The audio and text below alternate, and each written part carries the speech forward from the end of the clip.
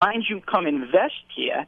It's a gamble in the economy we're in. You can't afford to gamble. You have to have sure and steady investing, and that's what Rhode Island is accounting on. I mean, they're hardworking individuals living in this state that don't want to have to move, don't want to have to look elsewhere, and it's extremely frustrating. And I love public service. I love helping people, and I love sitting down and being able to talk to them about issues and concerns that they're concerned with. And it's not so much that these individuals want you to agree with them.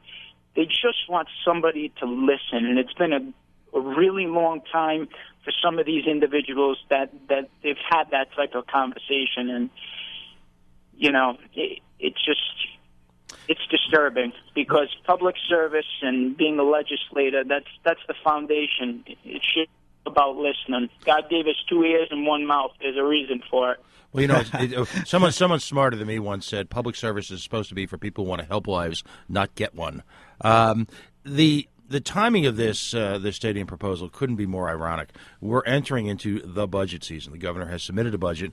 Interesting piece in the Providence Journal today and online about the proposed Medicare cuts that she's counting on as fundamental to paring the budget. Now, some could argue, maybe hypothetically some could argue, that while she served as general treasurer, essentially pension cuts and pension reform ended up being a substitute for paying Wall Street management firms to run the pension system. Some would say to run it into the ground, given its performance. Now, flash forward just a couple of years, and you've got, on one hand, $80 to $90 million in Medicare cuts being proposed, which, by the way, the lion's share of which will be attained by simply cutting fees to already strapped in nursing homes, many of which are independent small businesses. So there's no word on how, and yet at the same time, those folks can get some of that money back if they achieve efficiencies. Now, I know people in that business, and I don't know many inefficient nursing homes, particularly on the independent basis, that it still exists because of the draconian Medicaid cuts that have taken place in the last few years. Now, there's no discussion at all about eliminating bureaucracy, streamlining the system. It's all cuts that are essentially just being pushed downhill. Now, this is occurring, Representative Nardolillo, at the very same time there are people in government who would have you believe that it's okay to give these folks $120 million. Do you see the irony? Do you see how most Rhode Islanders' heads start to explode? Yeah, and that's the frustrating part, because I like to use the word and be a little bit more type sensitive in saying being taken advantage of, because that's really what it is. You're being thrown so much information, and for you to stop and process, first of all, if it's true, if it's dishonest, and you're looking at all this information being thrown at you as an individual. Now, mind you, you have your own things that are going on. We're politically connected now. We're constantly looking, you and I, at what's going on out there, because we need to provide the best information to those whom we serve. You on the airways, me in my district, but a normal individual at home is saying to themselves, holy cow, this is really happening right now. And it's that overlap that you're talking about that could be coincidentally happening or strategically happening. And that's the frustration of those who live in the state, because if it's coincidentally happening, they're saying, well, but if it's actually happening because it was meant to happen that way strategically, they're saying to themselves, why would they want to hurt individuals who live in the state, who are trying to better their lives, their families, and continually live here? And they just want more and more and more from us, and they're giving less and less and less back to us. And it's very tough seeing that with individuals and small families at home, and sitting down and talking to them about that, because there's no answer. The answer is it has to stop. And that's the only thing I can offer. It has to stop. And the only way to do it is, a lot of individuals say, we're just one person. We're only able to speak for ourselves. But it's not necessarily true, because of the fact that there are many frustrated individuals and families who live in this state. And as we're going back to that proposal, that proposal that was proposed to us, that Plan A, we'll call it, has now changed because in most recent news, now they're talking about having the meeting that was supposed to be a closed meeting is now supposed to be an open meeting all of a sudden because, and I just want to make sure that I get these words right, what the communications director said, because I thought it was interesting. They recognize the high level of public interest in the proposal. Public interest is putting it mildly, I think. You know, one of the things I found yesterday in the Providence Journal, there were comments by Jim Skeffington about, you know, why these deals are held behind closed doors. And he likened the people of Rhode Island to shareholders in a corporation who, you know, they're not privy to every business dealing that the corporation may make. But there's a serious flaw in his logic there, because if you're a shareholder in a company and you don't like the direction your investment is heading in, you can dump your stock. We, the people of Rhode Island, if this deal goes through, we don't have that option. Correct. And that brings me back to what we had talked about prior investments made in the state. And as you might know, I'm not sure if you're 100% certain, but the House Republican caucus has gotten together to look at wasteful spending. And one of the things that we started to look at was the convention center. Right. And obviously, you know how the conception of that happened and the continual paying on that investment, we'll call it.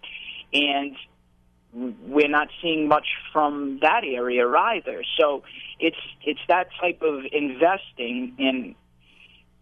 When it's proposed, I hope you're using the air quotes around investing when you say that.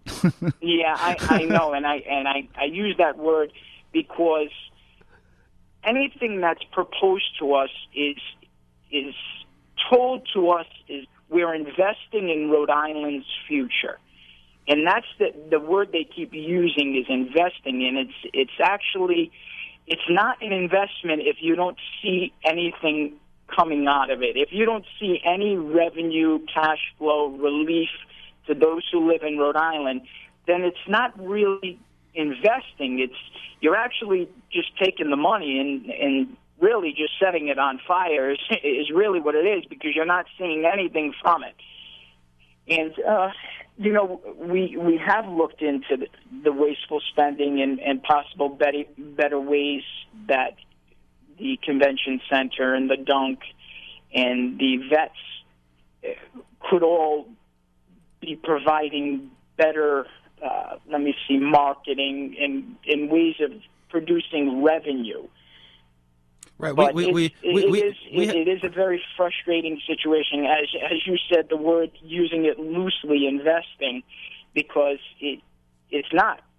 We have a, as opposed to an Oedipus complex in this state, I call it an edifice complex in the state, and that I am convinced that we could do a very quick study. The coalition will do it for really, I think, 2 cups of coffee? I believe that we could fit the entire population of Rhode Island into the various buildings that have been built here, all under the guise, if you will, of economic development. I mean, first of all, we'll take the Ryan Center.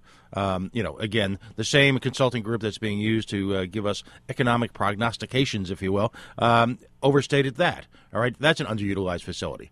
The convention center, it's grotesque. We replicate, in a sense, a bigger building than the Dunk with not enough business for both. Add that to the downtown shopping center, the mall, the Wickford train station. The Wickford list train goes station. on and on and on. Right. The vet, everything. It's build it and pray like hell someone shows up. And yet these buildings are inefficiently used. It's a balkanized setup for their day-to-day management. And we're familiar, by the way, with the group that you're talking about, the Republican Study Group, which has been doing yeoman's work over the last few months and I'll call it re-exposing and bringing back to light that, to the short attention span that we call the political community here in Rhode Island, the kind of expenditures that have been wasteful in the past and that serve as an albatross around our neck right now. I mean, if this state had been well run over the last 30 years, and had even a moderately successful economy and wasn't buried under the debt from all of these things, all right, then we could look at a stadium and strike a fair deal without a second thought. I mean, who wouldn't want some beautiful building that the public can enjoy? But because of all the atrocities and the sins that your legislative generation has had to accept from those that went before them, we're handcuffed right now. Fair statement? It is a fair statement, and I like to say it this way. The way I say it to any of the folks that I've been sitting down talking to is that we're being proposed a beautiful stadium, as you said, but we structurally are not sound and fit foundation. Here as a state, we can't afford to gamble. Once again, as you mentioned, all of those places that have been built, the train station, the convention center, the mall, there are numerous buildings that you're talking about that we're seeing any productivity in a positive way to outweigh what has been invested in them. This would just be another thing, but down the line, as you just said, if we had a structurally sound foundation here, economically strong, able to say, okay, all right, we could look at this. We can't look at this. The current proposal is insanity. I mean, we've said that, and secondarily, this proposal of purchasing the land, from what I'm seeing in the letter that was drafted, opposed to a lease, it's still an investment that I don't feel comfortable, or a proposal that I feel that is comfortable for the state to look at. I really, really do not. Hey, I do not see that. We've only got a couple minutes left, and we're speaking with Representative Bobby Nardolillo from the Rhode Island State Legislature. Been kind enough to join us. He's not mincing words, and to me, that's real leadership. So we appreciate his time. You're listening, of course, to the Coalition on AM 790. One final question, if you will. Yes. The opponents of this, in particular, folks like myself, I call us sort of the ham and eggers of Rhode Island, are being cast as, what's the old cliche, bitter and negative nabobs, that somehow that we're just professional cynics who are unwilling to accept any change at all. What do you say to politicians who think that it's our negativity that is the issue, not the incompetence that preceded that negativity? I wouldn't say it is that you're being negative. I would say that you're aware of what's going around. You are aware of what's been going on in the past, what's going on now, and what cannot continue in the future is the best way I could say it. Your clarity of the situation now, it's not you being frustrated.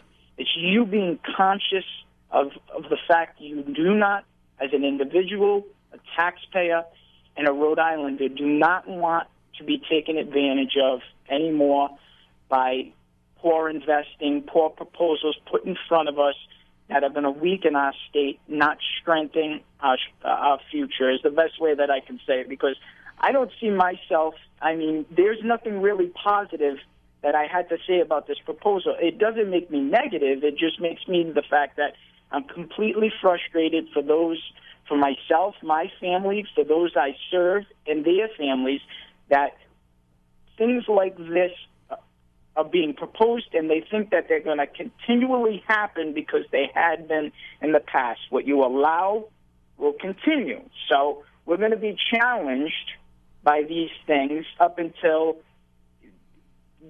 it happen anymore, in other words. So we have to continually take a stand for what's right, and if we're being called negative, and if we're not saying, your outlook and your attitude is what's slowing the state down, listen, we're not talking about slowing anything down that's headed us in the right direction. We're talking about slowing things down and putting a stop to things that will not produce positive results. To me, that's not negative. To me, that's taking a stand for what's right, and that's the bottom line. So, powerful words. Representative Nardolillo, how can folks outside of your constituency who are just getting to know you over the past few weeks, how can they follow you, read about you, learn about you, and just keep abreast of what you're working on? Well, the first thing that I always say is, and it's funny because everybody says, you're really going to do this? Yes, I'm going to really do this. My cell phone number, area code 401-580-2500. You call me anytime you want to. If I'm not able to pick up the phone, I'm